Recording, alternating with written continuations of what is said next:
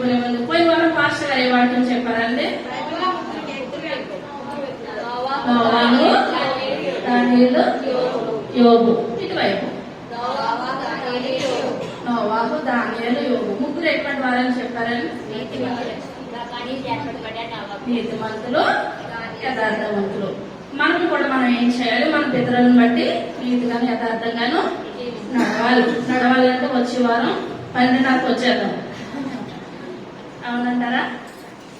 2వ దినవృత్తాంతాల గ్రంథము 21వ అధ్యాయము మొట్టమొదటి వచనం. యెహోషాపాతు తన పితరులతో కూడా నిద్రించి తన పితరుల చెందిన దావీదు పురమందు పాతిపెట్టబడెను. అతని కుమారుడైన యెహోరాము అతనికి బదులుగా రాజాయెను. యెహోషాపాతు కుమారుడైన అజర్యా. చాలు, చిన్న ప్రార్థన చేసుకుందాం.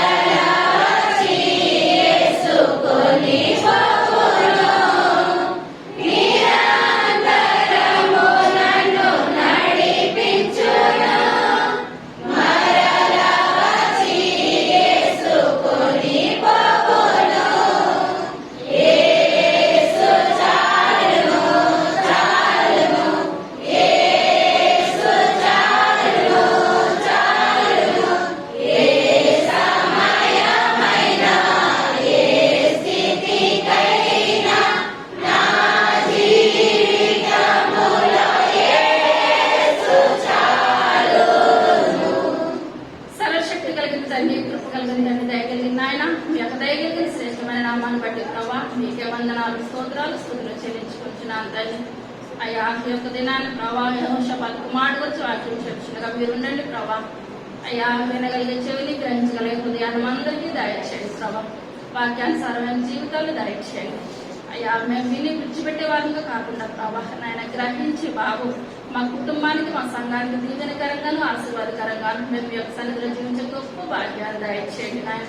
అయ్యా ఏ ఒక్కరు నాయన అజాగ్రత్తతో కాదు కానీ ప్రభా నిజమైన దేవుని సన్నిధానానికి వచ్చామని ప్రభా అయ్యా మీ యొక్క సన్నిధిలో నాయన మెలకు కలిగి జీవించే గొప్ప భాగ్యాన్ని దయచేయండి అయ్యా. దుష్టుడే మాత్రం మా దరిదాపులోకి రావద్దు ప్రభా.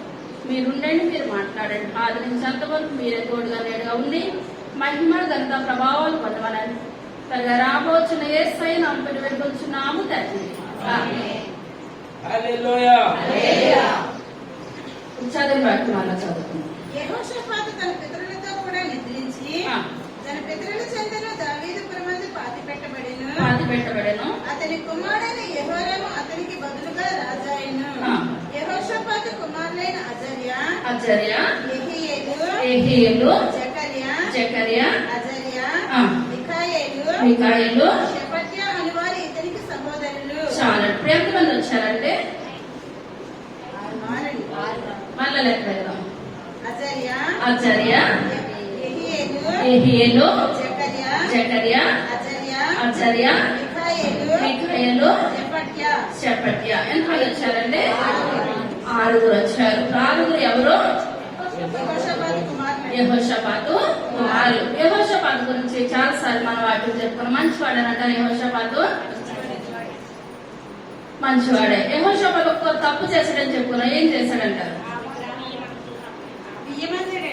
ఎవరు తట్టే మళ్ళీ చప్పట్లు కొడతాం. అహాబ్గా ఏం చేస్తాడు? బియ్యం పొందాడు అనమాట. ఆ ఒక్క తప్పే యెహోషాపాతు చేశాడు. ఇప్పుడు దానికి ఎంతమంది కుమారులు? 6 కుమారులు. వారి తండ్రి వెండి బంగారములను బహుమానములుగా ప్రశస్త వస్తువులు అనేకములను యూదా దేశంలో ప్రాకారం గల పట్టణములను వారికి ఇచ్చెను. అయితే యెహోరాము జ్యేష్ఠుడు కనుక అతనికి రాజ్యమును ఇచ్చెను. చాలండి. ఇక్కడ మనం చూసుకున్నట్లయితే ఇప్పుడు 6 కుమారులకి రాజ్యం ఇవ్వాలంటే సాధ్యం అవుతుందా? ఇప్పుడు ఎంతమందికి ఇవ్వాలండి రాజ్యము? ఒక్కరికే ఇవ్వాలి రాజ్యము, ఒక్కరికే ఇవ్వాలి కనుక ఇక్కడ యెహోషాపాతు ఏం చేస్తాడంటే తన పెద్ద కుమారుడైన యెహోరాముకి ఏం చేస్తాడండి? రాజ్యాన్ని ఇచ్చాడు. మిగిలిన వాళ్ళని ఏం చేస్తాడు? మిగిలిన చిన్న కుమారులకు ఏం చేస్తాడు? వెండి బంగారు. వాళ్ళని కూడా దీనులుగా చేయలేదు, ఆస్తిమంతుల్నే చేశాడు. వెండి ఇచ్చాడు, బంగారం ఇచ్చాడు, గృహాలు ఇచ్చాడు, అన్ని ఇచ్చాడు. కానీ రాజ్యం ఎవరికి ఇచ్చాడు? పెద్ద కుమారుడికి ఇచ్చాడు. మనం పాత నిబంధనలో కనుక చూసినట్లయితే ఆ యొక్క తండ్రి ఆస్తిలో పెద్ద కుమారుడికి ఎన్ని వంతులు వెళ్తుందండి? 2 వంతులు వెళ్తుంది అనమాట.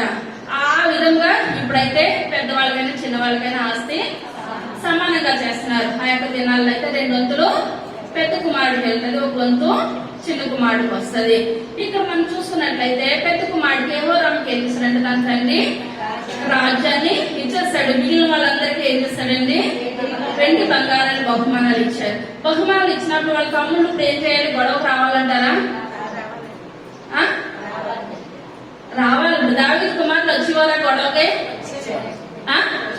ఎవరెవరు వచ్చారు దావీదు కుమారులు? అబ్షాలోము వచ్చాడు.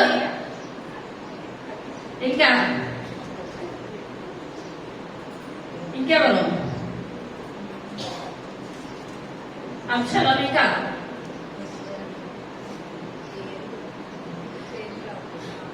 ఇప్పుడు వీళ్ళు పెద్ద కుమారుడికి ఇవ్వాలని మిగిలిన వాళ్ళు ఆగిపోయారా? దావీదు కుమారులు అదోనియా వచ్చాడు, నేనే రాజునని ప్రకటన చేసేసాడు. చేసేసిన తర్వాత ఆ విషయం ఎవరికి తెలిసింది? బెత్షెబాకు తెలిసి అక్కడ యోనాతాను తీసుకొని ప్రవక్తను తీసుకొని దావీదు మహారాజు దగ్గరికి వచ్చింది. మరి ఊరుకున్నారా దావీదు కుమారులు? ఊరుకోలేదు. ఎందుకంటే యెహోషాపాతు ఏం చేశాడండి? పెద్ద కుమారుడు రాజు అని చెప్పినప్పుడు చిన్నవాళ్ళు ఏమాత్రం కూడా మాట్లాడడానికి దగ్గరికి రాలేదు. నా తండ్రి ఇష్టమే మా ఇష్టం, మా ఒక్కరే రాజ్యం కింద రాజ్యం చేయాలి కనుక నా తండ్రి పెద్ద కుమారుడైన యెహోరాముని రాజుగా నిలబెట్టాడు కనుక మేము ఏం చేస్తాము?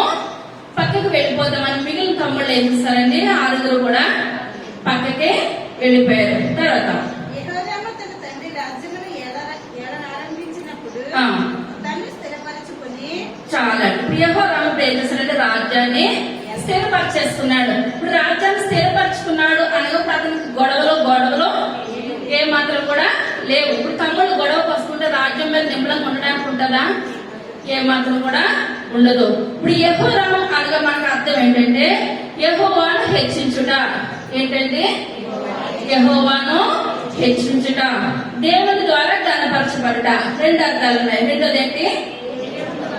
దేవుని ద్వారా ఘనపరచబడుట, యెహోవాను హెచ్చించుట. మన పిల్లలకు మనం మంచి మంచి పేర్లు గర్భంలో ఉండగానే ఆడవాళ్ళ పేరు సెట్ చేస్తాము, మగవాళ్ళ పేరు సెట్ చేసి ఎవరు పుట్టినాన్ని బట్టి మనం పేర్లు పెట్టుకుంటాం. ఎందువల్లంటే ఇప్పుడు మనకన్నా ఉన్నతమైన స్థానంలో ఎవరు ఉండాలనుకుంటామండి? మన పిల్లలు ఉండాలని అనుకుంటాం. ఇక్కడ యెహోషాపాతు కూడా దేవుల్లో యథార్థంగా జీవించాడు, న్యాయంగా జీవించాడు. అది దావీదు నడిచిన మార్గంలోనే అతను కూడా నడిచాడు కనుక తన పెద్ద కుమారుడు పుట్టినప్పుడు ఏమని పెట్టుకున్నాడండి? యెహోరాము. యెహోరాము అనగా యెహోవాను హెచ్చించుట, యెహోవాను ఘనపరచుట. ఇటువంటి మంచి పేరు పెట్టుకొని ఆ కుమారుడికి రాజ్యాన్ని నిలబెట్టాడు. ఇప్పుడు రాజ్యాన్ని నిలబెట్టిన తర్వాత ఏ గొడవలు ఏది లేనప్పుడు వాళ్ళ దేవుడిలో ఎలా ఉండాలండి? ఇంకా ఎక్కువగా ఉండాలి కానీ అంతకంతకు దిగజారిపోవడము లేదు. దావీదు మహారాజు ఉన్న కాలంలో ఎటు చూసినా యుద్ధాలే, ఖాళీ లేకుండా దావీదు మహారాజు యుద్ధాలు చేసేవాడు. కానీ సొలొమోను మహారాజు కాలంలో యుద్ధాలు ఏమాత్రం లేవు. ఇప్పుడు యుద్ధం ఉన్నా యుద్ధం చేయలేము. యుద్ధం లేకపోతే ఏం చేసేవాడంటే సొలొమోను పెళ్లిళ్ళు చేసుకుంటే వాళ్ళకి బిల్డింగ్లు కట్టడం ఇదే సరిపోయింది అనమాట. కానీ ఇక్కడ చూసినట్లయితే ఇప్పుడు పెద్ద కుమారుడు ఏం చేస్తాడండి? మంచిగా సెటిల్ అయిపోయాడు కానీ అక్కడ దేవునికి ఏం చేస్తాడు? ఇతను దూరంగా జీవించాడు. ఇప్పుడు దూరంగా జీవించాడు అనగా మన వారు మనం చెప్పుకున్నాం, మన అన్యజనుల వివాహము చేసుకోకూడదు. మన దేవుడు నమ్ముకున్న బిడ్డలను దేవుడు నమ్ముకున్న కుటుంబంలో నుంచి మనము తెచ్చుకోవాలి. వాళ్ళు వస్తా ఏం పట్టుకొని వస్తారు?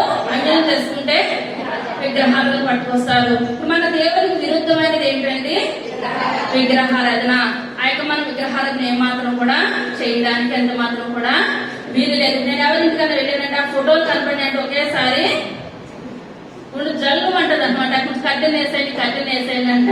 ఇప్పుడైతే వెళ్ళడమే తగ్గించేసాం. కానీ ఎందువల్లనంటే వాటి ప్రతిమను చూసేటప్పటికి ఏమనిపిస్తుందండి, మనకి ఇష్టం అనిపించదు. ఏమాత్రం కూడా మనం ఆ విగ్రహారాధనకి దూరంగా ఉండాలి. మనకి దాంతో సంబంధం ఏమాత్రం కూడా లేదు. ఇప్పుడు ఇతను విగ్రహారాధనతో ఉన్నాడు అనగా ఇప్పుడు ఎవరు కుమార్తెను చేసుకున్నాడండి? యెహోరాము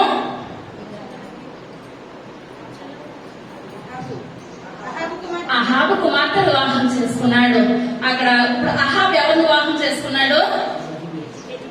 అహాబు యెజబెల్ని వివాహం చేసుకున్నాడు. చేసుకోవచ్చంటారా? చేసుకోకూడదు.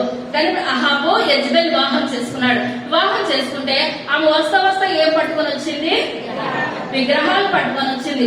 విగ్రహాలు పట్టుకొని రావడమే కాకుండా ఇప్పుడు ఇశ్రాయేలు ప్రజల్లో ఉన్న వాళ్ళు ఎవరు కూడా దేవుడిని నమ్మకూడదు. దేవుని మందిరానికి ఏమాత్రం కూడా వెళ్ళకూడదు.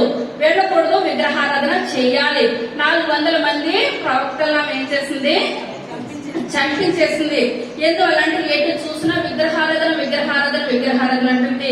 ఈ రకంగా తెలిసిన స్థితిలో ఉన్న ఆ యొక్క యెహోషాపాతు ఏం చేయకూడదంటే ఆ యొక్క విగ్రహారాధన చేస్తున్న కుమార్తె ఆమె యెజబెల్ ఎలాగైతే అహాబు చేసుకున్న కానీ రాజ్యాన్ని ఏం చేసింది? నెమ్మది లేకుండా విగ్రహారాధన నింపేసింది కనుక అదంతా కూడా యెహోషాపాతుకు తెలుసు కనుక మళ్ళీ తన కుమార్తెను ఎవరు తెచ్చుకోకూడదండి? యెహోషాపాతు తెచ్చుకోకూడదు. కానీ తన కుమార్తెను తెచ్చుకున్నప్పుడు ఇప్పుడు ఏమన్నా మంచి నడవడి నడిచిందా తన భార్య?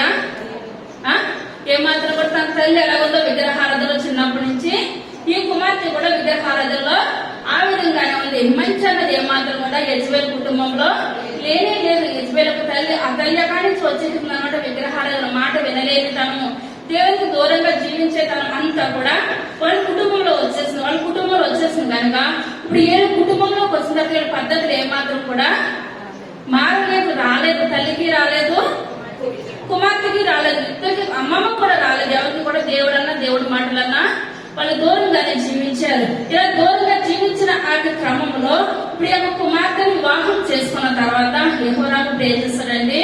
ఆ రాజ్యం స్థిరపడిన తర్వాత దేవునికి దూరంగా జీవించేస్తాడు. దేవునికి దూరంగా జీవించడం కూడా కాదు. ఇప్పుడు మనం ఏదైనా తప్పు చేసినప్పుడు మన మనసు మనకి చెప్తుంది, అయ్యో మనం దేవుని సన్నిధానికి వెళ్తున్నాం కదా, ఈ యొక్క దినాన్ని సాక్రమెంట్ తీసుకుంటున్నాం కదా, నేను చేసిన ప్రవర్తన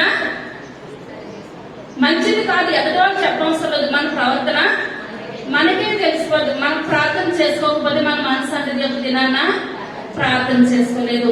మందిరానికి వెళ్ళకపోతే వారం అంతా ఏమనిపిస్తుంది? మందిరానికి వెళ్ళలేదు. ఎందువల్లంటే నేను మందిరానికి వెళ్ళలేదు కనుక ఏ చిన్నది తగిలినా మనకి ఏమనిపిస్తుంది? మందిరానికి వెళ్ళలేదు కనుక ఇలా జరిగింది. ఇప్పుడు మన మనసు మనకి ఏం చెప్తుందండి? మంచి చెప్తుంది, చెడు చెప్తుంది. ఇక్కడ చూసుకున్నట్లయితే ఇప్పుడు భార్య భర్తలు ఇద్దరు అయిపోయారు. ఇద్దరు చెడు నడవడుతున్నా నడుస్తున్నారు కనుక వాళ్ళు చేసిన వాళ్ళకి తెలుస్తుందంటారా? వాళ్ళకి తెలుస్తుంది కనుక యెహోరాము ఏమనుకున్నాడంటే నేను సరైన జీవితం జీవించలేదు కనుక దేవుడు నన్ను చంపేస్తాడు. ఇప్పుడు అందులో ఏక సందేహము లేదు. ఇప్పుడు యెహోరాము చంపేస్తాడంటే తర్వాత ఎవరు వస్తారు రాజ్యానికి?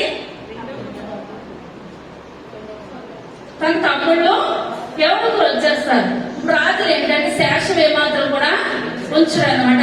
ఇప్పుడు మంచి నడవడం లేదు, నేను చనిపోతే నా తమ్ముళ్ళు వచ్చేస్తారని ఇప్పుడు యెహోరాము ఏం చేస్తాడంటే తన 6 తమ్ముళ్ళని ఏం చేస్తాడండి?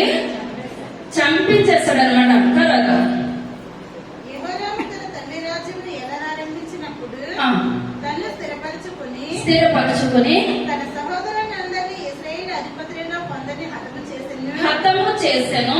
యెహోరాము ఏలనారంభించినప్పుడు ఫస్ట్ ఇప్పుడు ఏం చేస్తాడంటే ఇశ్రాయేలు రాజుల్లో కొంతమందిని ఎందువల్లంటే మంచి చెప్పేవాళ్ళు ఇప్పుడు ఏం చేస్తాడు?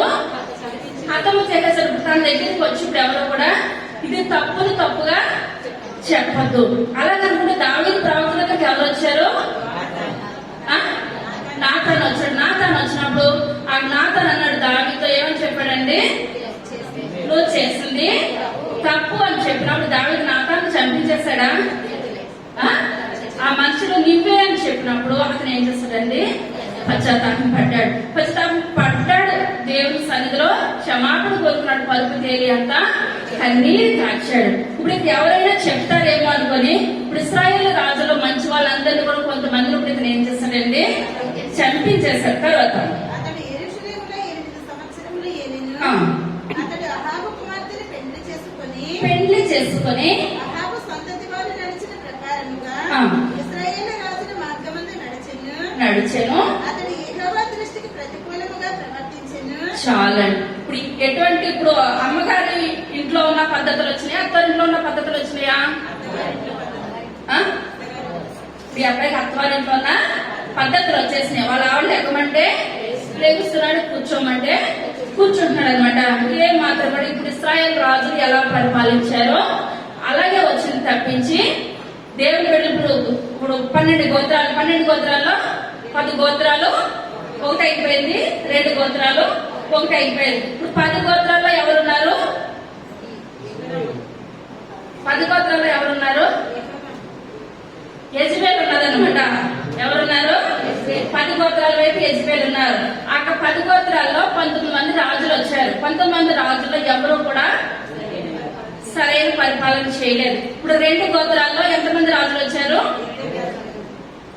20 మంది రాజులు వచ్చారు. 20 మంది రాజుల్లో కొంతవరకు మంచిగానే పరిపాలన చేశారు. ఇప్పుడు మంచి పరిపాలన లేదని తెలిసినప్పుడు ఇప్పుడు ఇతను యెహోషాపాతు ఎటువైపు ఉన్నాడంటే 2 గోత్రాల వైపు ఉన్నాడు. 2 గోత్రాల వైపు ఉన్న మనిషి 10 గోత్రాల్లోంచి ఇప్పుడు ఏం చేస్తారు, సంబంధము తెచ్చుకున్నారు. కానీ ఇప్పుడు ఆ కుమారుడు ఎలా నడుస్తున్నాడు? 10 గోత్రాల వైపే నడుస్తున్నాడు అన్నమాట. మంచి కానీ ఏ మాత్రం కూడా ఎంత మాత్రం కూడా లేదు. తర్వాత అయినను యెహోవా తాను దావీదుతో చేసిన నిబంధన నిమిత్తమును అతనికిని అతని కుమారులకు నిత్యము దీపం ఇచ్చేదనని చేసిన వాగ్దానము నిమిత్తమును దావీదు సంతతిని నశింపచేయుటకు మనస్సు లేక ఉండెను. చాలండి. కానీ యెహోరాము ఏ మాత్రం కూడా మంచి నడవడిక లేనప్పుడు మన పితరులతో ఇప్పుడు ఏమైనా మాట ఇచ్చాడండి దేవుడు? దావీదుతో ఏమైనా మాట ఇచ్చాడు? ఇప్పుడు చదువుకున్నాం కదా, నీ దీపాన్ని ఆర్పణం. ఎందుకంటే నీ సంతతిలో చివరి వరకు కూడా ఎవరు వస్తారు? రాజులు వస్తారు. ఇప్పుడు రాజులు వచ్చినప్పుడు అందులో నుంచి ఇప్పుడు ఎవరు రావాలి? యేసై పుట్టాలి కనుక ఇప్పుడు ఎంత కోపం చేసినా యెహోరాముని చంపే ముందు అతని సంతానంలోంచి ఇప్పుడు ఎవరు వచ్చారు? పిల్లలు వచ్చారన్నమాట. ఇప్పుడు అందులో నుంచి పిల్లలు రావాలి. రాను కొద్ది పిల్లలకు వచ్చిన తర్వాత యేసేపు ద్వారా కన్యమరియమ్మ ద్వారా మనకి వాగ్దానం ఉంది కదా, ఆదికాండము 3:15లో దేవుడు దేవని చెప్పాడు, చదవద్దు గాని, స్త్రీ సంతానం ద్వారా ఈ లోకంలో నేను వస్తాను. ఇప్పుడు యేసై రావాలనగా ఇప్పుడు యెహోరాము సంతానాన్ని ఇప్పుడు ఎంత దుర్మార్గుడైనా ఇప్పుడు ఆ సంతానంలో ఒకరిని ఉంచాలి. ఇప్పుడు అదే అన్నాడు, దావీదు నేను మాట ఇచ్చాడు ఏమని, నీ సంతానంలో ఎవరో ఒకరికి నేను ఏం చేస్తాను, రాజ్యాన్ని స్థిరపరుస్తాను. ఆ యొక్క రాజ్యం ద్వారా నేను చివరికి వచ్చినప్పుడు నేను ఆ యొక్క సంతానంలో నుంచే నేను ఈ లోకంలోనికి వస్తాను. ఇప్పుడు దావీదుకి ఇచ్చిన మాటను బట్టి ఇప్పుడు యేసయ్య ఇప్పుడు ఏం చేస్తున్నాడండి, యెహోరాము ఎంత దుర్మార్గంగా చేసినా సరే అక్కడ ఇంకా క్షమించాలి అనుకుంటే కొద్ది కూడా యెహోరాము ఏ మాత్రం కూడా దేవునికి దగ్గరగా జీవించడం కానీ లోబడడం కానీ ఎంత మాత్రం కూడా యెహోరాములో లేదు. తర్వాత అతని దినములలో ఎదోమీయులు తిరుగుబడి యోధావారి అధికారులను త్రోసివేసి తమకు ఒక రాజుని చేసుకొనగా యెహోరాము తన చేతి క్రిందనున్న అధికారులను వెంటబెట్టుకుని తన రథములన్నిటితో బయలుదేరి చాలండి. ఇప్పుడు ఎదోమీయులు ఏ రోజులని చెప్పుకున్నామండి, ఎరుపు. దేవుని నామానికి వందనాలు చెప్పకూడదాం. ఇప్పుడు ఎదోమీయులు ఎటువంటి ఏ రంగు? ఎరుపు. ఇప్పుడు వేడుకప్పుడు యెహోరాము ఏం చేస్తున్నాడు మళ్ళీ చదువుకున్నాం 8వ వచనం. అతని దినములలో ఎదోమీయులు తిరుగుబడి యోధావారి అధికారులను త్రోసివేసి తమకు ఒక రాజుని చేసుకొనగా యెహోరాము తన చేతి క్రిందనున్న అధికారులను వెంటబెట్టుకుని తన రథములన్నిటితో బయలుదేరి రాత్రి వేళ లేచి తను చుట్టుకుని ఎదోమీయులను రథాధిపతులను హతము చేసెను. కాగా నేటి వరకు జరుగుతున్నట్టు ఎదోమీయులు యోధావారి చేతి క్రింద నుండక తిరుగుబడిరి. యెహోరాము తన పితరుల దేవుడైన యెహోవాని విసర్జించినందున ఆ కాలమందు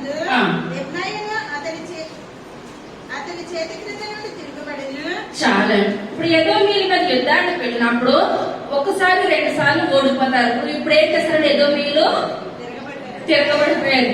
ఎప్పుడైతే ఎదోమీయులు తిరగబడిపోయారు పక్కన ఎవరున్నారు? 10వ వచనం. కాగా నేటి వరకు జరుగుతున్నట్టు ఎదోమీయులు యోధావారి చేతి క్రింద నుండక తిరుగుబడిరి. యెహోవా తన పితరుల దేవుడైన యెహోవాను విసర్జించినందున ఆ కాలమందు లెబ్నాయును అతని చేతి క్రింద నుండి తిరగబడెను. ఇప్పుడు లెబ్నాయులు అంటే వాళ్ళ రంగు ఏంటండి? తెలుపు అనగా క్షమించబడట. ఇప్పుడు ఎరుపు అనగా ఇప్పుడు ఏంటండి? రక్తాన్ని. వాళ్ళు ఎదోమీయులు ఏదైనా చేయడానికి సిద్ధంగా ఉన్న సమయంలో ఇప్పుడు ఆ ఎదోమీయులు తిరగబడ్డారు. లెబ్నాయులు ఉన్నారని అనుకుంటే వాళ్ళకి తెలుపు క్షమించబడటం. కానీ వాళ్ళ కూడా ఏం లేదు, వాళ్ళు కూడా తిరగబడిపోతారు. క్షమించడం అన్నా ఎక్కడ కూడా ఏరో బాంబు మీద ఎంత మాత్రమో కూడా క్షమాపణ అన్నది లేనే లేదు. తర్వాత బలిపీఠములను కట్టించి యెరూషలేము కాపురస్తుల దేవుని విసర్జించినట్టు చేసెను. యోధావారిని విగ్రహ పూజకు లోపరిచెను. ఇప్పుడు ఏం చేస్తున్నాడండి? ఇప్పుడు ఇతను బలిపీఠాలు కట్టించేసి విగ్రహ పూజకు సిద్ధపరుస్తున్నాడు అనమాట. ఇప్పుడు ఇలాగ విగ్రహాలు పెట్టి పూజ చేయమన్నది ఎవరు? యెరోబాము చేస్తాడు అనమాట. 10 గోత్రాలు ఇచ్చినప్పుడు అతను ఇప్పుడు ఏం చేస్తాడు? వీళ్ళందరూ కూడా యెరూషలేము వెళ్ళి దేవుని సన్నిధిలో ఆరాధించాలి. ఈ ఆరాధించినట్లయితే ఈ 10 గోత్రాల వారు ఎక్కడికి వెళ్ళి ఆరాధించాలి? యెరూషలేము ఏ గోత్రాల దగ్గర ఉన్నది? 2 గోత్రాల దగ్గర ఉన్నది. ఇప్పుడు 2 గోత్రాల దగ్గరికి వెళ్ళి 10 గోత్రాల వారు కూడా అక్కడికి వెళ్ళి దేవుని స్తుతించి ఆరాధించి ఒకవేళ యెరోబాము మీద తిరగబడిపోయి ఇప్పుడు వాళ్ళలో కలిసిపోతారేమో, యోధా బెన్యామీన్లో కలిసిపోతారని అనేసి ఇప్పుడు యెరోబాము ఏం చేస్తాడంటే దానిలో ఒకటిని బేతేలులో ఒకటిని ఏం చేస్తాడంటే బలిపీఠాలు కట్టించాడు. బలిపీఠాలు కట్టించి అక్కడ వాళ్ళు విగ్రహారాధనకు మొక్కమంటున్నాడు. మొక్కమన్నప్పుడు రాజుకు వ్యతిరేకంగా చేయడానికి ఉంటుందా ఏమైనా? ఎంత మాత్రం కూడా లేనే లేదు. ఇప్పుడు లేనే లేదు. కానీ 10 గోత్రాలు ఎవరికి దగ్గర అయిపోయారు? అర్థమవుతుందా? ఇప్పుడు 10 గోత్రాలు ఎవరికి దగ్గర అయ్యారు? సాతానికి దగ్గర అయిపోయారు. విగ్రహారాధనకు దగ్గర అయిపోయారు. మీకు అర్థమవుతుంది. ఇంకా స్లోలో వెళ్తారు అనమాట. మీకు అందరికి వచ్చేసింది కదా, స్పీడ్ గా వెళ్ళిపోతున్నాను. ఇప్పుడు 10 గోత్రాల వారు ఎవరికి దగ్గర అయ్యారు? సాతానికి, విగ్రహారాధనకి దగ్గర అయ్యాడు. తన పితృడైన యెరోబాము ఏం చేశాడు? 2 బలిపీఠాలు కట్టించాడు. ఎక్కడెక్కడ కట్టించాడు? దానిలో బేతేల్లో కట్టించి వీళ్ళు మందిరానికి వెళ్లకుండా ఏం చేస్తాడండి? ఆపేస్తాడు. ఇప్పుడు మనకి ఏంటంటే 6 రోజులు కష్టపడిన తర్వాత 7వ దినాన మనం దేవునికి సన్నిధానికి రావడానికి ఇష్టపడతాం. ఇప్పుడు ఇష్టపడుతున్న సమయంలో ఎవరిని విగ్రహారాధన గుడికి రమ్మంటే వెళ్తామా? ఏ మాత్రం కూడా ఇంటి దగ్గర ఉండిపోవడానికి ఇష్టపడతాం కానీ అటువైపు వాటికి మనము వెళ్ళము. కానీ ఇప్పుడు రాజుగారు ఆజ్ఞ వెళ్ళకపోతే చంపేస్తారు. అక్కడ వెళ్ళకపోవడానికి ఏది లేదు. ఇప్పుడు రాను 10 గోత్రాలు వాళ్ళు కూడా విగ్రహారాధన ఎక్కువైపోయి దేవునికి ఏం చేస్తారు? దూరం అయిపోయారు. ఇప్పుడు మనమే చూడండి, మా ఆదివారం వచ్చాడు గుడి అనుకుంటా మన ప్రాణం కొట్టుకుంటది. ఎప్పుడైనా ఒక సండే మనం మానే ఉంటే 2వ సండే అంటే సాధారణం. మన మానవ దేవుని ఏం చేయలేదు కదా. ఈ వారం కూడా మానే కడుపు నొప్పిగా ఉంది కదా, కాళ్ళు నొప్పిగా ఉంది, గుడి టైం అయ్యాక మనకు చెప్పలేని నొప్పి కూడా మనలో ఉన్న దురాత్మ చెప్పిస్తానే ఉంటది. మనం ఏం చేయాలంటే 4 దురాత్మల మాటలే మాట్లాడుతున్నాను, నేను మంచి మాట మాట్లాడతలేదని అనుకుని దెబ్బకు స్నానం చేసి బయలు పట్టుకుని మనం ఏం చేయాలి? దేవుని మందిరానికి వచ్చి కూర్చున్నట్లయితే ఎక్కడికి వెళ్ళిపోయి దురాత్మ అక్కడికి వెళ్ళిపోద్ది అనమాట. కానీ ఇప్పుడు యెరోబాము ఏం చేస్తాడో ఆ యొక్క బేతేలులో ఒకటి దానిలో ఒకటి విగ్రహాలను ఎలా చేయించాడో ఇప్పుడు యెరోబాము కూడా ఇప్పుడు ఏం చేస్తున్నాడండి? బలిపీఠాలు కట్టించేసి మీరు ఇంకా కూడా విగ్రహారాధన చేయండి. మరి తన కుటుంబంలో తన తండ్రి విగ్రహారాధన చేయలేదు కదా, తన తండ్రి జ్ఞాపకం చేసుకోవచ్చు కదా. ఇప్పుడు తన తండ్రికి బాధ అనిపించినప్పుడు 3 దేశాల వాళ్ళు యుద్ధానికి వచ్చినప్పుడు యెహోషాపాతు ఏమని చేస్తాడండి? ప్రార్థన పాటలు పాడే వాళ్ళందరూ కూడా ముందు నిల్చోబెట్టి పాటల ద్వారా దేవుని నామాన్ని మహిమపరిచాడు అనమాట. మహిమపరిచినప్పుడు ఆ ఎటువైపు వచ్చిన శత్రువులు వాళ్ళే కొట్టేసుకొని చనిపోయారు. ఇటువంటి కార్యాలను తన తండ్రి చెప్పినప్పుడు ఆలోచిస్తాడు కదా. తన కుమారుడు ఒక్కటైనప్పుడు అతనికి ఏం రావాలి, గుర్తుకు రావాలి. కానీ ఎంత మాత్రం కూడా ఆ యొక్క ఇతరులో ఏమాత్రం కూడా గుర్తుకన్న మాట లేకుండా విగ్రహారాధనకి బహుగా ప్రోత్సహిస్తున్నాడు యెరొబెయాము. తర్వాత అంతటా ప్రవక్త అయిన ఏలియా ఒక పత్రిక వ్రాసి అతని యొద్దకు పంపెను. నీ పితరుడకు దావీదునకు దేవుడైన యెహోవా సెలవిచ్చినదేమనగా, నీవు నీ తండ్రి అయిన యెహోషాపాతు మార్గములో ఎందైనను యోధా రాజైన ఆసా మార్గమందైనను నడవక ఇశ్రాయేలు రాజుల మార్గమందు నడిచి అహాబు సంతతి వారు చేసిన వ్యభిచారముల చొప్పున యోధాను యెరూషలేము కాపురస్తులను వ్యభిచరింపచేసి నీకంటే యోగ్యులైన నీ తండ్రి సంతతి వారికి నీ సహోదరులను నీవు చంపి ఉన్నావు. చాలండి. ఇప్పుడు ఎవరు రాశారండి ఉత్తరము? ఏలియా గారు రాశారు. ఇప్పుడు ఇతను అనుకున్నాడు, ఏమని అనుకున్నాడంటే మిగిలిన 6 తమ్ముళ్ళని కూడా నేను చంపేశాను. ఈ మాట ఎవరికి తెలవదు, వెనకాల ఎవరికి కూడా తెలియదు. పిల్లి పాలు తాగితే ఏమనుకుంటది, ఎవరో చూడట్లేదు అనుకుంటది. కానీ దేవుడు చూస్తాడు అని మనం ఏం చేయాలండి, గుర్తు చేసుకోవాలి. ఇప్పుడు వరకు ఇతను అనుకున్నాడు, నేను ఏంటి చేసినా సరే నా మాటే గెలుస్తుంది. నేను నా వెనకాలన్న 6 మంది తమ్ముళ్ళని కూడా చంపేశాను కదా. ఈ చంపేసిన మాట ఎవరికి తెలియదు, రెండో కంటోడికి తెలియదు. ఇశ్రాయేలీలో ఆ మంచి ప్రవక్తల్ని చంపేశాను కదా, ఇది ఎవరికి తెలియదు, ఎవరికి కూడా తెలియదు అని అనుకుంటున్నాడు. అనుకున్న సమయంలో ప్రతిదీ దేవుడికి తెలిసి ఈ మాట ఎవరికి చెప్పారండి, ఏలియా గారు గొప్ప ప్రవక్తకు చెప్పేశాడు అనమాట. దేవుడు ప్రవక్తకు చెప్పినప్పుడు యెహోరాము ఈ విధంగా చేస్తున్నాడు, దాని ప్రవర్తన మంచిగా లేదు, ఆ విగ్రహార్థం చేయిస్తున్నాడు. ప్లస్ ఇప్పుడు దాన్ని చంపేస్తే తన తమ్ముడు రాజ్యంలోకి వచ్చేస్తాడు, తన తమ్ముళ్ళని కూడా చంపించేసాడు అని ఇదంతా కూడా ఏలియా గారికి చెప్పినప్పుడు ఇప్పుడు ఏలియా గారు ఎవరికి ఉత్తరం రాస్తారండి, యెహోరాముకు ఉత్తరం రాశాడు. 13వ ఇశ్రాయేలు రాజుల మార్గమందు నడిచి అహాబు సంతతి వారు చేసిన వ్యభిచారముల చొప్పున యోధాను యెరూషలేము కాపురస్తులను వ్యభిచరింపచేసి నీకంటే యోగ్యులైన నీ తండ్రి సంతతి. చాలా నీకంటే యోగ్యులైన అనగా ఏంటంటే అర్థం, మంచివారు. ఇప్పుడు తన యెహోరాము గారి తమ్ముడు ఎటువంటి వారు, యోగ్యులంటే మంచివారు. ఇప్పుడు తన తమ్ముళ్ళు వచ్చేస్తారు, యోగ్యంగా జీవిస్తున్నారు. ఇప్పుడు దేవుడు యోగ్యమైన వారు అని అంటే దానికి తిరిగే ఎంత మాత్రం కూడా లేదు. ఇప్పుడు మానవులుగా ఒక్కొక్కసారి ఇష్టమైతే మంచి చెప్తారు, కష్టమైతే చెడు చెప్తారు. కానీ దేవుడు ఇష్టంలో ఒకలాగా కష్టంలో ఒకలాగా చెప్పే దేవుడైతే కాదు. దావీదుని అన్నాడు, నువ్వు చేసింది తప్పు, మంచి చేసినప్పుడు మంచి అని చెప్పాడు దేవుడు, చెడు చేసినప్పుడు చెడు. మన చెడు ఎప్పుడు కూడా ఆయన కప్పిపెట్టే దేవుడు ఏమాత్రం కూడా కానే కాదు. కానీ ఇక్కడ ఏలియా గారు ఉత్తరం రాస్తారనమాట. ఆ ఉత్తరం రాసి నీకంటే యోగ్యులని తమ్ముడు నువ్వేం చేసేసావు, చంపించేసావు. మళ్ళా నువ్వు నీ పుట్టింటి వారు నడిచినట్టు కాకుండా అహాబు ఇంటి వారు నడిచినట్టు నువ్వేం చేస్తున్నావు, నడుస్తున్నావు. ఏది కూడా సరైన మార్గము లేదు. కానీ ఏదైనా సరైన మార్గం లేదని చెప్పినప్పుడు ఇప్పుడు ఏం చేయాలండి, నేనేం చేయాలి, ఏలియా గారి దగ్గరకు వచ్చారు, పాదాల మీద పడి సరి చేసుకోవాలి. దావీదు అంతటి వాడే ఏం చేస్తాడండి, పశ్చాత్తాపడ్డాడు, ఏడ్చాడు, కన్నీరు కార్చాడు. మనము కూడా ఇదివరకు అయితే మేము సంఘం పెట్టిన కొత్తలో ప్రతి ఒక్కరికి డేటాతో సుద్దా చెప్పేసేదాన్ని. ఇప్పుడు ఏంటంటే చెప్పి కొద్ది వచ్చి వాళ్ళు కూడా బెదిరిపోతున్నారు అనమాట. బెదిరిపోతుంటే నేనేం చేస్తున్నాను, మీ ప్రవర్తన కొంచెం సరిలేదు, సరే చేసుకోండి అంటున్నాను కానీ వివరాలతో సహా చెప్పట్లేదు. ఎందువల్లంటే మన దేవుని మందిరానికి వస్తే ఒక్కరోజు కాదు ఒక్కరోజైనా మార్చుకోవడానికి అవుతుంది. ఇలా ఒక్కసారి చెప్పేస్తుంటే 2వ వారంలో కనబడట్లేదు అనమాట. మనం బెదిరిపోకూడదు. ఇది తప్పని చెప్పిన మనిషి ఎవరైనా ఉన్నట్లయితే ఆ తప్పును మనం ఏం చేసుకోవాలి, సరి చేసుకోవాలి. ప్రభా మళ్ళా నా జీవితంలో ఈ మాట నేను వినకూడదు, వాళ్ళు అనొద్దు, నేను వినొద్దు, నేను చేశాను కనుక వాళ్ళ ద్వారా మీరు చెప్పేస్తున్నారు. ఇప్పుడు యెహోరాము ఇప్పుడు ఏం చేయాలంటే అంత గొప్ప ప్రవక్త చెప్పినప్పుడు అతను ఏం చేసుకోవాలి, తన ప్రవర్తన సరి చేసుకోవాలి. కానీ సరి చేసుకున్నాడు అంటారా? తర్వాత కాబట్టి గొప్ప తెగులు చేత యెహోవా నీ జనులను, నీ పిల్లలను, నీ భార్యలను, నీ వస్తు వాహనములన్నిటినీ మొత్తును నీవు ఉదరమున వ్యాధి కలిగి మిక్కిలి రోగివై ఉండును. ఇప్పుడు ఏమేమి వస్తుందని చెప్పాడండి ఈయన. ఇప్పుడు ఏలియా గారు చెప్పినా సరే ఇతనిలో ఇప్పుడు ఏం లేదు, మార్పు కానీ పశ్చాత్తాపం కానీ ఎంత మాత్రమూ లేదు.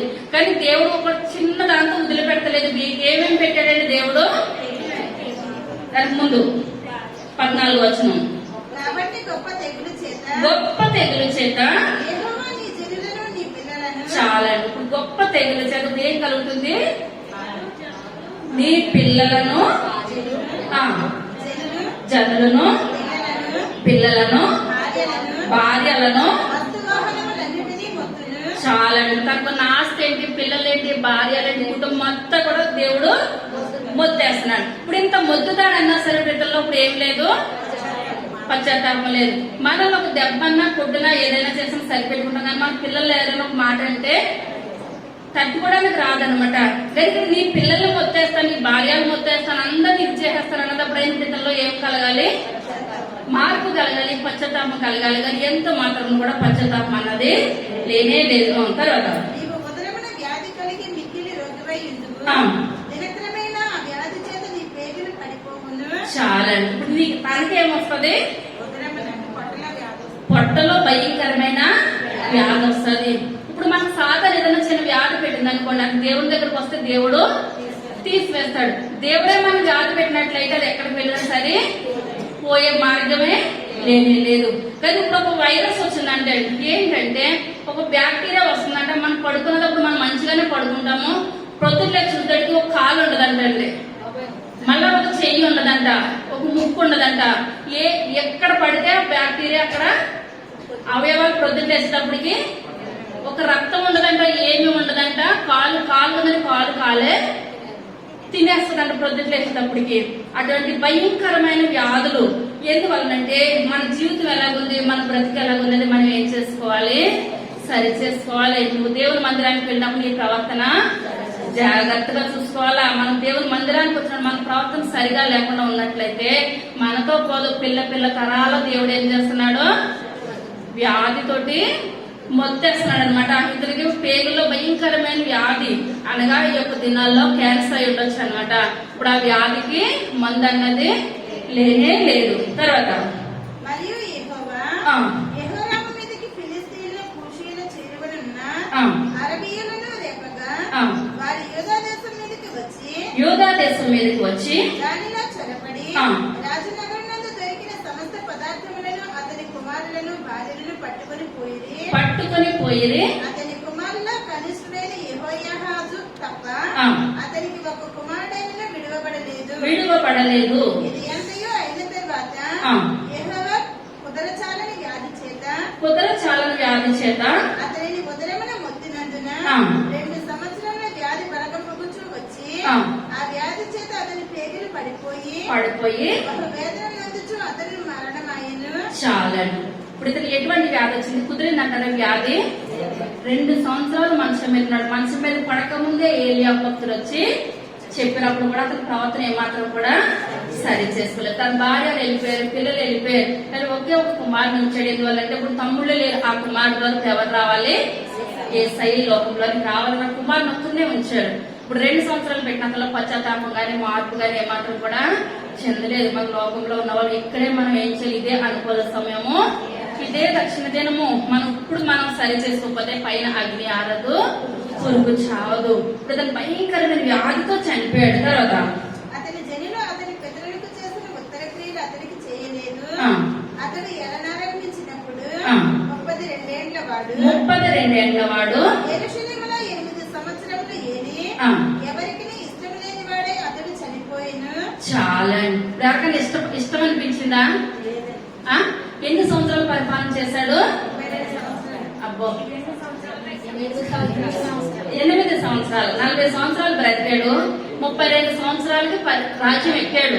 32కి ఎక్కి 8 సంవత్సరాలు అతను పరిపాలన చేశాడు.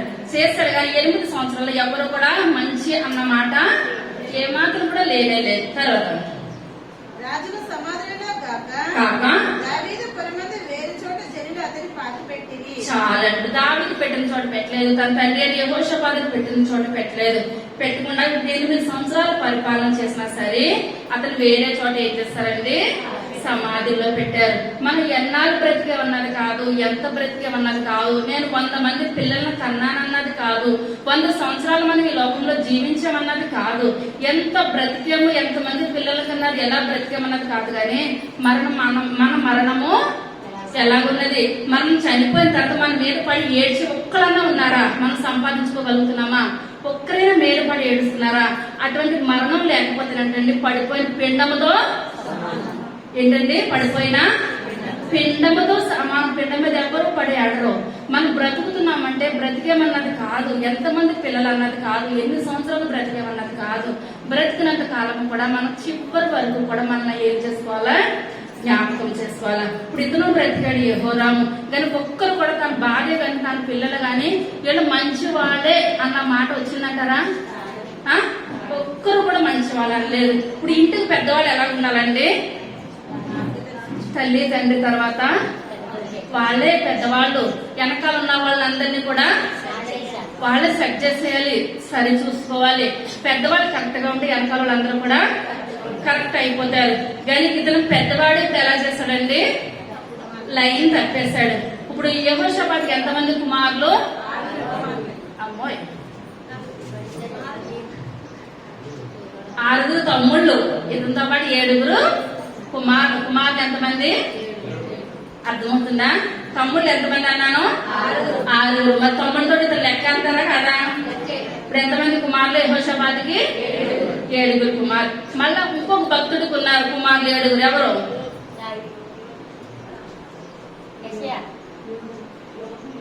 యోగు. చప్పట్లు కొడదాం.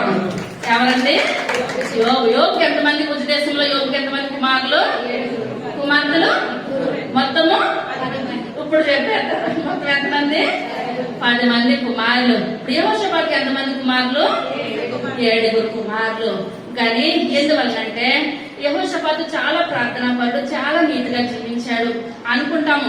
మనము చేసిన ప్రార్థన, తల్లిదండ్రులు చేసిన ప్రార్థన బిడ్డల జీవితంలో కొంతవరకు పనిచేస్తుంది, కానీ ఎక్కువ ఏమాత్రం కూడా పనిచేయదు. ఇప్పుడు తన తండ్రి చేసిన ప్రార్థనను బట్టి ఇంకా మాట్లాడేమో 40 సంవత్సరాలు దేవుడు ఇప్పుడు ఏం చేస్తాడండి?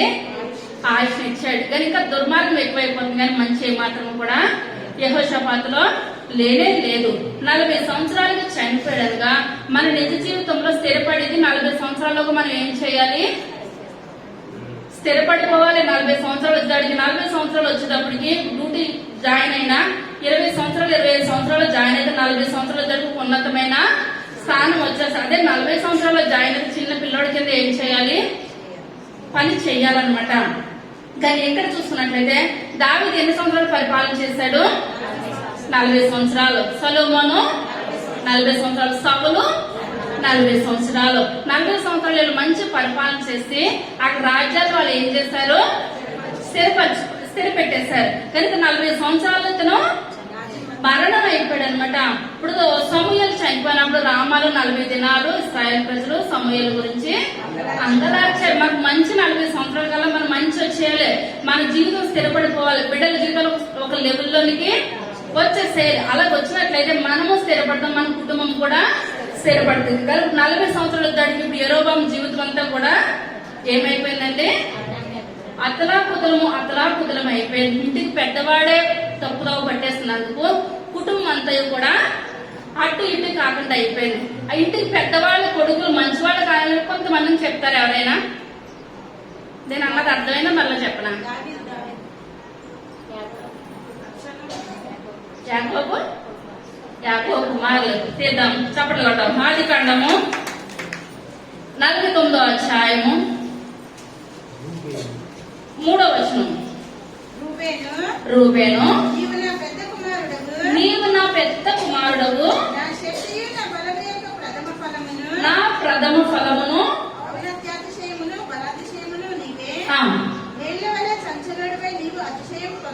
ఇప్పుడు తండ్రి ఇప్పుడు ఏం చెప్తున్నాడండి? నేల చంచలుడు అంటే మంచినా? ఏ మాత్రం కూడా కాదు, కిందకి ఇంకా ఉంటది, ఘోరంగా ఉంటది అనమాట. కానీ 12 మంది కుమారులో మొట్టమొదటి కుమారుడైన యాకోబు పెద్ద కుమారుడు రూబేను ఎటువంటి వాడండి? తండ్రే మాట్లాడుతుంది. ఇదంతా కూడా 12 మందిని దేవుడు దీవించి ఆశీర్వదిస్తూ దేవుడు ఇశ్రాయేలుకి మాట్లాడితే ఇశ్రాయేలు కుమారులు 12 మందిని పెట్టి దీవిస్తున్నాడు అనమాట. దీవించి మొట్టమొదటిగా పెద్ద కుమారుని పిలిచి అంటున్నాడు, రూబేను నువ్వు ఎటువంటి వాడు, నీళ్ల వల్ల చంచలకు నువ్వు మంచివాడు కాదు. మంచివాడైతే అక్కడ మంచి యొక్క ఆ యోధా గోతం ఎవరికి వచ్చును, పెద్ద కుమారుడికే వచ్చును. కానీ పెద్ద కుమారుడు ఏం చేస్తాడు, దారి తొలగిపోయాడు. నీళ్ల వల్ల నీళ్ళు ఎటు పళ్ళ ఉంటే అటు వెళ్ళిపోతాయి. అలాగే కొంతమంది ఎటు వీలైతే అటు మాట్లాడతాం. మనకు కరెక్ట్ కాదు. మనం ఉన్నది ఉన్నట్టు మనం ఏం చేయాలి, మన దేవుడు అవునంటే అవును, కాదంటే కాదు. రెండో ఇంకో కుమారుడు గురించి చెప్పాలి. కైలు చెప్పండి కొడతాము. ఆది కాండము 25వ అధ్యాయం 29వ వచనం. ఒకనాడు యాకోబు కనబోలు వంటకం వండుకొని చుండగా ఏశావు అలసిన వాడే పొలంలో నుండి వచ్చి, నేను అలసి ఉన్నాను, ఆ ఎర్రగాలిన దానిలో కొంచెం దయచేసి నాకు పెట్టుమని అడిగిను. అందుచేత అతని పేరు ఎదోము అనబడెను. అందుకు యాకోబు, నీ జ్యేష్ఠత్వము నేడు నాకిమ్మని అడుగగా ఏశావు, నేను చావబోచున్నాను కదా, జ్యేష్ఠత్వము నాకెందుకనెను. చాలా ఇప్పుడు చనిపోలేదు. మన ఆశ ఎవరి చేతిలో ఉన్నది, దేవుని చేతిలో ఉన్నది. ఇప్పుడు యాసావు ఇప్పుడు ఏం చేస్తాడు, తన తమ్ముడికి ఒక్క పూట కూటు కొరకు తన జ్యేష్ఠత్వాన్ని అన్వేషిస్తున్నాడు అనమాట. మనం ఒక్క పూట కూటు కొరకు మనం ఏం చేయకూడదు, మన జీవితాన్ని మన బ్రతుకుని ఏమాత్రం కూడా ఒకరి చేతిలో పెట్టడానికి ఏమాత్రం కూడా వీళ్ళెద్దరు ఇంకొకరు చెప్పగలుగుతారా? 20,000 అంటున్నారు. ఫస్ట్ ఆదాము సంతానం కయ్యూను హేబేలు. ఆది కాండము 4వ అధ్యాయం 8వ వచనం. తొందరగా సమయం లేదు. తన తమ్ముడైన హేబేలుతో మాట్లాడాను. వారి పొలములో ఉన్నప్పుడు కయ్యూను తన తమ్ముడైన హేబేలు మీద పడి అతనిని చంపెను. చాలా ఇప్పుడు కయ్యూను పెద్ద కుమారుడు ఏం చేస్తాడు, తన తమ్ముడిని చంపేస్తాడు. దేవుడు ఏమన్నా దాచాడు అంటారా? ఏ మాత్రం కూడా దాయలేదు. అదే మనం ఇంటికి పెద్దవాళ్ళ నుంచి పుట్టినట్లయితే మన వెనకాల మన కుటుంబాన్ని ఏ విధంగా సరి చేస్తున్నాము, మన జీవితం ఎటు రీతిలో ఉన్నది, మన పిల్లల యొక్క జీవితాలు ఏ స్థితిలో ఉన్నాయో మనం ఏం చేసుకోవాలండి, జ్ఞాపకం చేసుకోవాలా, పరీక్ష చేసుకోవాలా. పెద్దవాళ్ళు సరి అయితే చిన్నవాళ్ళు ఆటోమేటిక్ గా సరి అయిపోతారు. ఒక కుటుంబంలో ఉంటారు పెద్దవాళ్ళు, వెనకాల వాళ్ళ గురించి ప్రతిదీ కూడా త్యాగము చేస్తూనే ఉంటారు. ఒక్కొక్కరు పెద్దవాళ్ళే పట్టిన కుందేలికి 3 కాళ్ళు అంటారు అనమాట. మనం ఎలా ఉండాలి, వెనకాల వాళ్ళని సరి చేసే స్థితిలో మనము ఉండాలి. చివరిదిగా మొదటి రాజుల గ్రంథము 21వ అధ్యాయము మొట్టమొదటి వచనం. ఈ సంగతులైన తరువాత యెజ్రెయేలులో షోమ్రోను రాజైన అహాబు నగరును ఆనుకొని యెజ్రెయేలు వాడైన నాబోతునకు ఒక ద్రాక్ష తోట కలిగి ఉండగా అహాబు నాబోతుని పిలిపించి ఈ ద్రాక్ష తోట నా నగరును ఆనుకొని ఉన్నది గనుక అది నాకు కూర తోట కిమ్ము, దానికి ప్రతిగా దానికంటే మంచి ద్రాక్ష తోట నీకు ఇచ్చేదను, లేదా నీకు అనుకూలమైన ఎడల దానిని క్రయమునకిమ్మని అడిగాను. అందుకు నాబోతు, నా పిత్రార్జితమును నీకు ఇచ్చుటకు నాకు ఎంత మాత్రమును వల్లపడదని చెప్పగా, నా పిత్రార్జితమును నీకు ఈయనని యెజ్రెయేలీయుడైన నాబోతు తనతో చెప్పిన దానిని బట్టి అహాబు మూతి ముడుచుకున్న వాడే కోపముతో తన నగరునకు పోయి మంచం మీద పరుండి ఎవరితోనూ మాట్లాడక అతని పట్టణపు పెద్దలను, పట్టణమందు నివసించే సామంతులను యెజబెలు తమకు పంపిన తాకీదు ప్రకారముగా జరిగించింది. ఎట్లనగా వారు ఉపవాస దినము చాటించి నాబోతును జనవేదిక నిలవబెట్టిరి. అప్పుడు పనికిమాలిన ఇద్దరు మనుషులు సమాజంలో ప్రవేశించి అతని ఎదుట కూర్చుండి, నాబోతు దేవుడిని రాజును దూషించనని జనుల సమక్షంలో నాబోతు మీద సాక్ష్యము పలుకగా, వారి పట్టణపు బయటికి అతన్ని తీసుకొని పోయి రాళ్లతో చావగొట్టిరి. చాలా ఇక్కడ చూసుకున్నట్లయితే ఇప్పుడు అహాబు ఇప్పుడు ఏం కావాలంటున్నాడండి, నాబోతు యొక్క ద్రాక్షతోటి కావాలంటున్నాడు.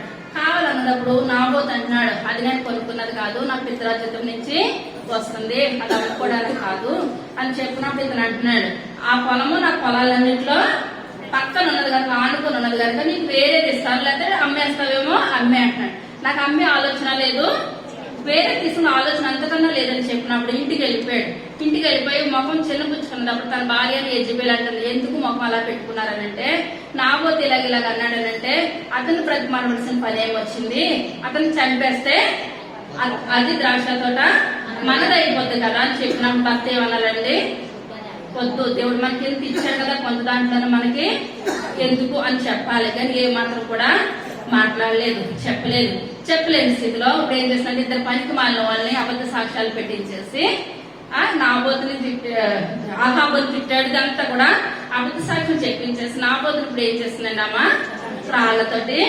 చంపించేసినప్పుడు భార్య భర్తలు ఇద్దరు విందు చేసుకున్నారా, ఏదో చేసుకున్నారా. ఎందువల్లంటే ఇప్పుడు డబ్బులు ఇస్తానన్నా వద్దన్నాడు, ఇంకోటి ఇస్తానన్నా వద్దన్నాడు. ఇప్పుడు ఏం చేస్తారు, అది మనదే అయిపోయింది. కానీ మనం ఏది చేసినా సరే మనం మాట్లాడిన మాటకి పైన తీర్పు ఉంటది, మనం చేసిన ప్రతి పనికి పైన తీర్పు ఉంటది. ఇప్పుడు ఈ లోకంలో సగం అనుభవించేస్తున్నాం, పైన ఎంత ఉంటుందో మనకి తెలియదు. కానీ మనం ఏం చేయాలి, మనం మంచిగా ఉన్నట్లయితే మన పిల్ల తరాలు దీవెనకరంగా ఉంటారు, ఆశీర్వాదకరంగా ఉంటారు. ఇప్పుడు యెహోషాపాతు ప్రార్థన తన కుమారుడు దుర్మార్గం 40 సంవత్సరాలు పనికొచ్చింది. కానీ మన ప్రార్థన గుడికే 2.5 గంటలు మనం ఉండలేకపోతున్నాం కదా. మన పిల్లలకు మన ప్రార్థన పనికి రావాలంటే మనం ఎంతసేపు మనము ప్రార్థన చెయ్యాలి, మనం ఏం చేసుకోవాలి, జ్ఞాపకం చేసుకోవాలి. ఇప్పుడు ఇలా చంపించేస్తాం కదా అనుకున్నప్పటికీ ఈ విషయం అంతా ఎవరు చూసారంటే నాబోతుని చంపించేయడం దేవుడు చూసి, దేవుడు ప్రతిదీ మనం ఇష్టంగా ఉన్నాం అనుకోండి, ఇప్పుడు మనం ఎవరితోనైనా స్నేహం చేసినప్పుడు మన విషయాలన్నీ బెస్ట్ ఫ్రెండ్ కి మనం ఏం చేస్తామో షేర్ చేస్తాం, చెప్తాం. ప్రతి మాట పిల్లలు చెప్పలేని మాట, భర్తకు చెప్పలేని మాట ఫ్రెండ్స్ కే చెప్తాం. ఇప్పుడు అలాగే మనం దేవుని సన్నిధిలో ఇష్టంగా ఉన్నట్లయితే ఆదాం దగ్గరికి దినదినము చల్లపూటన దేవుడు వచ్చి ప్రతిదీ మాట్లాడేవాడు. మనం అంత స్నేహం, దేవునితో అంత స్నేహం గంటల రోజు మనం ప్రార్థన చేసినప్పుడు దేవుడు మనకు ప్రతిదీ చెప్తానే ఉంటాడు, చూపిస్తానే ఉంటాడు. నేను ఎవరి గురించి అన్నా ప్రార్థన చేస్తాను, నాయన వాళ్ళు దీవించండి ప్రభా, ఆశీర్వదించండి నాయన, వాళ్ళు ఏడుస్తున్నారు, బాధల్లో ఉన్నారు, ఇరుకుల్లో ఉన్నారని అంటే వాళ్ళ చిట్టా అంతా చూపిస్తాడు దేవుడు. అమ్మ వాళ్ళు చేసిన దుర్మార్గాలు ఇవి, వాళ్ళు చేసిన చెడ్డ పనులు ఇవి, నువ్వు వాళ్ళకి ఇంత కావాలి ఆశీర్వాదాలు అని అంటున్నాడు. ప్రభా మీ యొక్క రక్తంతో ఏం చేయాలి, కడిగేయండి ప్రభా, మీరు పరిశుద్ధపరచండి ఆయన, మీరు నీతిమంతుడు యథార్థవంతుడు, మన పాపాలు జ్ఞాపకం చేసుకోరు ప్రభా, ఈ సముద్రంలో ఎప్పుడో పడవేస్తాను ఆయన. మీ యొక్క సన్నిధానానికి వచ్చారయ్యా, వాళ్ళు నా ముఖం చూస్తున్నారు, నేను మీ ముఖం చూస్తున్నాను, వాళ్ళ జీవితాల్లో సరిచేయండి నాయన. ఎన్నడూ కూడా జ్ఞాపకం చేసుకోవద్దని ఏడ్చి కన్నీరు కారుస్తాను. ఇక్కడ చూసినట్లయితే మన దేవుని సన్నిధిలో యథార్థంగా దేవుడితో మన స్నేహం చేసినట్లయితే దేవుడు కూడా మన స్నేహం కొరకు నా కుమార్తె ఎప్పుడు మోకరిస్తుందా మనకన్నా ముందుగానే వచ్చి దేవుడి సన్నిధిలోనూ కూర్చుంటాడనమాట.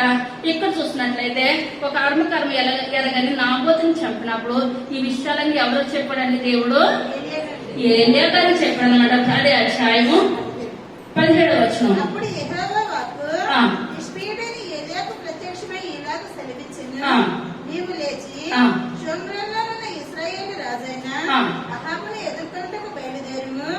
అతడు నాబోతు యొక్క ద్రాక్ష తోటలో ఉన్నాడు, అతడు దానిని స్వాధీనపరచుకొనబోయెను. నీవు అతడిని చూసి ఇలాగ ప్రకటించుము, యెహోవా సెలవిచ్చినదేమనగా దీన్ని స్వాధీనపరచుకొనవలెనని నీవు నాబోతును చంపించితివి కదా. యెహోవా సెలవిచ్చినదేమనగా ఏ స్థలమందు కుక్కలు నాబోతు రక్తమును నాకెను, ఆ స్థలమందే కుక్కలు నీ రక్తమును నిజముగా నాకునని అతనితో చెప్పెను. చాలండి దేవుడు నా మంత్రి రాజే గారు ఏలియా గారు భయపడ్డారా?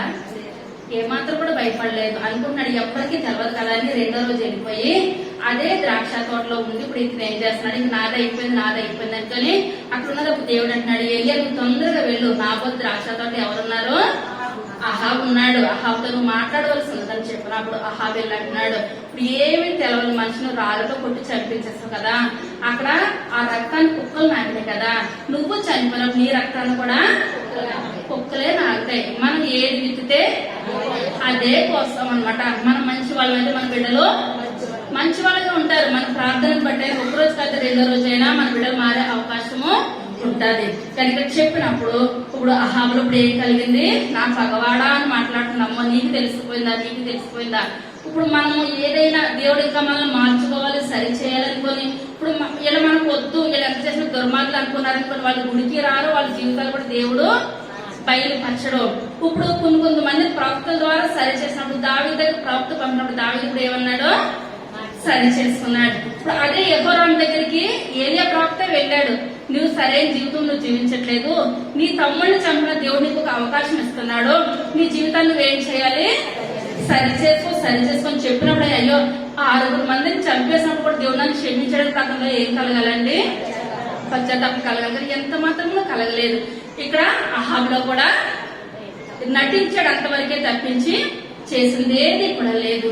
కానీ మన జీవితంలో కూడా దావీదు వల్ల మనం ఏం చేయాలి, మానవులను చెయ్యకూడదు తప్పు ఒప్పులు, కానీ చేసినట్లయితే ఒక్కసారి దేవుడి దగ్గర నుంచి మనకు ఒక మాట వచ్చినప్పుడు మళ్ళా మనము తిరిగి కుక్క ఏం చేస్తుందండి, కక్కిన దానికి మళ్ళా చూస్తుంది అనమాట. మనం ఏం చేయకూడదు, ఒక తీర్మానం తీసుకున్నామంటే దాని వైపుకి ఏ మాత్రం కూడా వెళ్ళకూడదు. కానీ ఏమన్నా ఊరుకున్నారంటారా, నాబోతు యొక్క జీవితము అహాబు యొక్క జీవితము ఏమాత్రం కూడా సరి అయినది లేదు.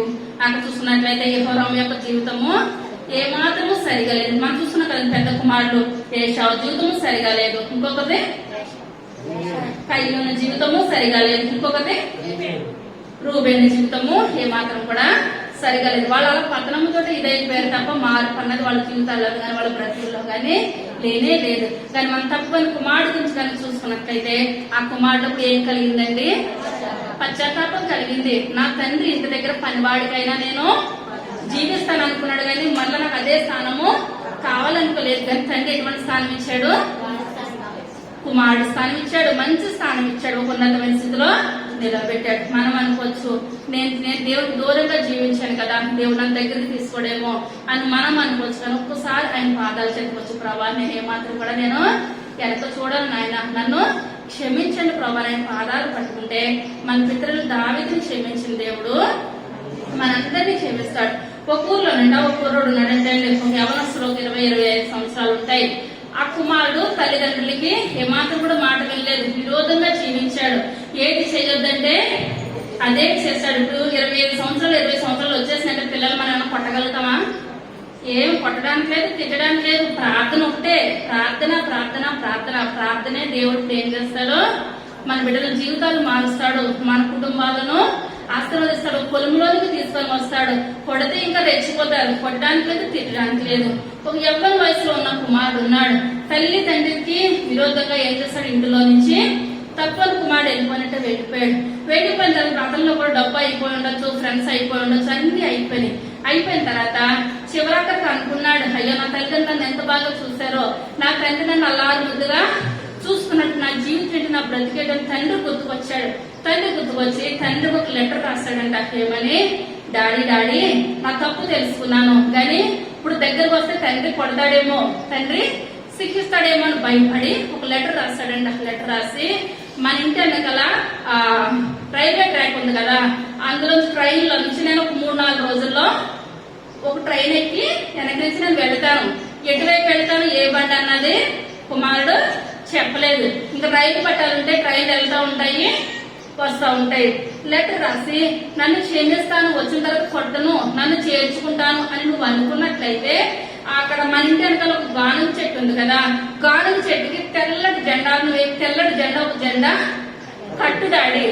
అక్కడ ఆ జెండాను చూసి ఎదురు స్టేషన్ లో నేను ఏం చేస్తాను, దిగిపోయి నేను ఇంటికి వచ్చేస్తానని లెటర్ రాస్తాడు. ఆ లెటర్ తండ్రి దగ్గరికి వచ్చిన తండ్రి చదివాడు, కన్నీరు కార్చాడు, ఏడ్చి అనుకున్నాడు, పోనీలే నా కుమారుడు ఇంట్లో ఉన్నంత సేపు కూడా ఏమాత్రం కూడా నా ప్రేమను నన్ను అర్థం చేసుకోలేదు అనుకొని తండ్రి అనుకున్నాడంటే ఎందువల్లంటే ఇందాక ఎదోమీయులు మంచివారు కాదు, లిబ్నాయిలు ఎటువంటి వారు మంచివారు, తెలుగు క్షమాపణ. మన లోకంలో ఉన్న మనలో ఏమున్నదండి, క్షమాపణ. మన బిడ్డలను క్షమించే గుణము మనలో, మన తండ్రి మనలో ఎలా క్షమిస్తున్నాడు, మనం ఏం చేయాలి, లోకంలో మన బిడ్డల్ని క్షమిస్తానే ఉండాలి. ఒక జెండా కట్టానంటే తండ్రి అనుకున్నాడు, ఒకవేళ ఒక్క జెండాయే కడితే అటువైపు నుంచి బండిలోంచి వస్తున్నాడో ఇటువైపు నుంచి బండిలోంచి వస్తున్నాడో, ఒక జెండా కడితే నా కుమారుడిగా జెండా కనిపించకపోవచ్చేమో ట్రైన్ వెళ్ళి స్పీడ్ లో అనుకుని ఆ చెట్టు నిండా ఏం చేశాడంటే తెల్లటి జెండాలు కట్టేశాడంట. ఏంటంటే ఒక జెండా కనపడకపోతే ఇంకొక జెండా, ఒక జెండా కనపడకపోతే ఇంకొక జెండా కనపడి నా కుమారుడు నాకు వచ్చేస్తాడు, నా కుమారుడు నాకు వచ్చేస్తాడు జెండాలు కట్టినప్పుడు ఆ కుమారుడు చూసి ఇప్పుడు ఏం చేస్తాడంటే తండ్రిని హత్తుకున్నాడు. మన వాక్యాలు వస్తున్నాము వెళ్ళిపోతున్నాం అలా కాదు. కానీ నాయన యొక్క దినాన్ని నేను సన్నిధిలోనికి వచ్చాను ప్రభా. మనం చెప్పుకున్నప్పుడు ఎవరి గురించి చెప్పుకున్నామండి? యెహోరాము. ఎంత మాత్రమో మాట వినలేదయ్యా. ఒక ప్రవక్తనే పంపించావయ్యా. ఏరియా గారు లెటర్ రాశారు, అయినా ఏ మాత్రం కూడా వినలేదయ్యా. నేను మాట వినలేని స్థితిలో ఉన్నానా? మన తండ్రి మన కోసం జెండాలు పట్టుకుని ఏం చేస్తున్నాడండి? జెండాలు పట్టుకుని ఎదురు చూస్తున్నాడు. నా బిడ్డ మారిందేమో, నా కుమారుడు మారాడేమో, నా కుమార్తె మారిందేమో. మనం ఎలా ఉండాలి? మన తండ్రి ప్రేమను అర్థం చేసుకునే స్థితిలో మనం ఉండాలి. ఏ రూపంలో ఎంత మాత్రం కూడా మనం ఈ లోకంలో ఉండడానికి వీలు లేదు. ఆ తెల్ల జెండా దేవుడు నా కొరకే కట్టాడు. దేవుడు నన్నే తన కౌగుట్లో చేర్చుకుంటాడు. నేను ఆయన యేసయ్య కౌగుట్లో ఒదిగిపోవాలనుకున్న వాళ్ళు పైకి లేసి నిల్చుందాం. జెండా వద్దనుకున్న వాళ్ళు కింద కూర్చుందాం. స్తోత్రం స్తోత్రం స్తోత్రం స్తోత్రం స్తోత్రం స్తోత్రం స్తోత్రం స్తోత్రం స్తోత్రం స్తోత్రం. ప్రతి ఒక్కరు 2 చేతులు పైకెత్తండి. చిన్న పిల్లకి ఆరోగ్యం సరిగా లేదు. ప్రతి ఒక్కరు ప్రార్థన చేయాలి. ప్రతి ఒక్కరు ప్రార్థన చేయాలి. ప్రతి ఒక్కరు ప్రార్థన చేయాలి. పరిశుద్ధాత్మదేవ, ఇంకా సాధ్యమైనంత ఏది లేదు. ఎంత పాపనైనా క్షమించే దేవుడు అయ్యా, ఎంత పాపనైనా క్షమించే దేవుడు. మీకు సాధ్యమైనంత లోకంలో ఏది లేదు. సమస్తము మీకే సాధ్యము ప్రభా. అయ్యా, సమస్తము మీకే సాధ్యము. అయ్యా, మీకు దూరంగా నేను జీవించే స్థితి నాకు ఉన్నదేమో ప్రభా. అయ్యా, మీరు రెక్కలు చాపుతున్నారు ప్రభా. అయ్యా, ఎత్తుకోవడానికి పిలుస్తున్నారు ప్రభా. అయ్యా, మా పాపాలను జ్ఞాపకం చేస్తున్న దేవుడు అయితే కాదు ప్రభా. అయ్యా, మా పాపాలన్నీ సముద్రంలో ఎత్తేస్తాం, అగాధంలో ఎత్తేస్తాం. అయ్యా, తక్కువ మాటలు చేర్చున్నాం. అయ్యా, నన్ను చేర్చుకోవడానికి సిద్ధంగా ఉన్నారు. అయ్యా, నాతో మాట్లాడడానికి సిద్ధంగా ఉన్నారు. అయ్యా, మీ ప్రేమను అర్థం చేసిన కృపను దయచేయండి. మీ ప్రేమను అర్థం చేసిన శక్తిని దయచేయండి. అయ్యా, మీ ప్రేమలో బతుకుకోవాలి తండ్రి. అయ్యా, ఎటువంటి కీడు, ఎటువంటి మరణం ఎవరికి సంభవించదు ప్రభా. మరణాన్ని కొట్టివేయగలిగిన గొప్ప దేవుడు నాయన, మేము వందనాలు. మరణాన్ని కొట్టివేయగలిగిన గొప్ప దేవుడు ప్రభా. మరణాన్ని కొట్టివేయగలిగిన గొప్ప దేవుడు నాయన. పరిశుద్ధాత్మ దేవ, మరణాన్ని కొట్టివేయగలిగిన గొప్ప దేవుడు నాయన. దయగలిగిన ఆయన, మరణాన్ని కొట్టివేయగలిగిన గొప్ప దేవుడు నాయన. అయ్యా, ఏ కీడు ఎవరికి సంభవించదు నాయన. ఎటువంటి కీడు ఎవరికి సంభవించదు నాయన. అయ్యా, ఎటువంటి కీడు ఎవరికి సంభవించదు ప్రభు. జీవనకరమైన జీవితాన్ని, ఆశీర్వాదకరమైన జీవితాన్ని దయచేయమని అడుగుతున్నాను రాజు. ఆశీర్వాదకరమైన జీవితాన్ని దయచేయమని అడుగుతున్నాను తండ్రి. పరిశుద్ధాత్మ దేవ, ఆశీర్వాదకరమైన జీవితాన్ని దయచేయండి నాయన. అయ్యా, దీవించండి ప్రభా, ఆశీర్వదించండి నాయన. మేము నీకు ఆశీర్వాదాలు దయచేయండి నాయన. అయ్యా, ఎవరు అమ్మలు ఎవరు ఉండదు ప్రభా. ఆదరణకర్త ఎవరు అమ్మలు ఎవరు ఉండదు నాయన. గొప్ప దేవ, ఎవరు అమ్మలు ఎవరు ఉండదు నాయన. అయ్యా, నాయన బాబు మీరు మాట్లాడుతున్నారు తండ్రి. అయ్యా, చెప్పగల వాటి మీద దాని మాట్లాడుతున్నారు తండ్రి. మీ మాటకు లోపడే జీవితాలు దయచేయండి నాయన. మీకు లోపడే జీవితాలు దయచేయండి నాయన. నా వాక్యంలో విడిచిపెట్టదు ప్రభు. అయ్యా, మా హృదయంలో భద్రపరుచుకునే గొప్ప కృపను ధైర్యంలో దయచేయండి. స్తోత్రం స్తోత్రం స్తోత్రం స్తోత్రం. సర్వశక్తి కలిగిన తండ్రి, కృప కలిగిన తండ్రి, దయ కలిగిన ఆయన. యేసయ్యా, మీరు మా మధ్యలో ఉన్నారు నాయన. అందుని బట్టి మీకు వందనాలు చెల్లించుకుంటున్నాను తండ్రి. అయ్యా, ప్రతి ఒక్కరి దగ్గరికి వచ్చాం ప్రభా. అయ్యా, మమ్మల్ని మీ బోర్డులో పెట్టుకోవడానికి మా దగ్గరికి వచ్చారు ప్రభు. ఆదరణకర్త, ఎంత గౌరవపాత్రని క్షమించే దేవుడు ప్రభా. అయ్యా, క్షమించే దేవుడు నాయన. ఈ యొక్క రక్తంతో కడగమని అడుగుతున్నాను ప్రభా. ఈ యొక్క రక్తంతో కడగని పరిశుద్ధపరచండి ఆయన. ఈ యొక్క సన్నిధి మాకు దయచేయమని అడుగుతున్నాను తండ్రి. అయ్యా, వచ్చామంటే వచ్చాము, వెళ్ళాలంటే వెళ్ళే మన జీవితాలు మాకు వద్దు ప్రభా. ఎనగలిగే చెవి, గ్రహించగలిగే హృదయాన్ని దయచేయండి ఆయన. మీ యొక్క ప్రేమలో మేము వర్ధిల్లే కృపను దయచేయండి ఆయన. ఆకాశంలో పిల్లలు ఎప్పటి ప్రభా పడదాము విస్తారమైన దీవులను దయచేయండి ఆయన. అయ్యా, ఒక్కొక్కరితో మీరు మాట్లాడుతున్నారు తండ్రి. ఏలియా గారు మాట్లాడినప్పుడు కూడా ఆయన ఆహా వినే స్థితి లేదు ప్రభా. యెహోరాము వినే స్థితి లేదు ప్రభా. అయ్యా, మేము మీకు లోబడే జీవితాలు దయచేయండి. ఎందువల్లంటే మా సంఘం మాట వినే సంఘము ప్రభు. అయ్యా మీరు ఏదంటే అటు ప్రభు. అయ్యా మా సంఘం మీ మాట వింటారు ప్రభు. మీ యొక్క రెండవ రాక మొట్టమొదటి స్థానం మా సంఘానికి దయచేయండి నాయన. అయ్యా నాయన బాబు మేమంతగా మీ యొక్క సన్నిధిలో జీవించాలి నాయన. మీ యొక్క దీవులు మాకు దయచేయండి ప్రభావ. మీ యొక్క ఆశీర్వాదం మాకు దయచేయండి నాయన. అయ్యా ఇటువంటి శత్రువు నాయన మా దరిదాపులకు రావద్దు నాయన. మీ యొక్క దీవుల ఆశీర్వాదాలు దయచేసి ఈ యొక్క ఆరాధన ఆదరించేంతవరకు నాయన మీరే తోడుగా నడుపుతామని అడుగుతున్నాం. ఇంకా జరగబోయే కార్యక్రమం అంతట్లో కూడా నాయన మీరే మాట్లాడి మహిమగంత ప్రభావాలు పొందమని త్వరగా రాబోతున్న ఏ స్థాయి నామని పెట్టుకొచ్చున్నాము తండ్రి.